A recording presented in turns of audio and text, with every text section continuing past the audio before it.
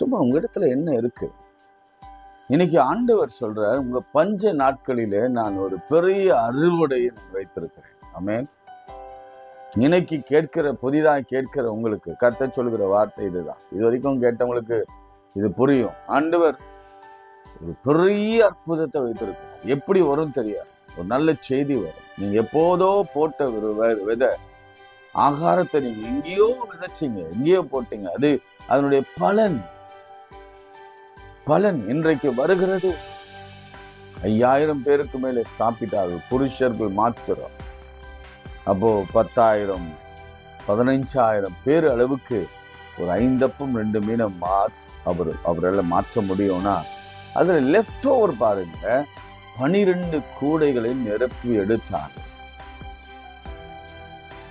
இனிமேல் வருகிற வாழ்க்கையெல்லாம் மீதம் எடுக்கிற வாழ்க்கையாக தான் இருக்கும். சரி.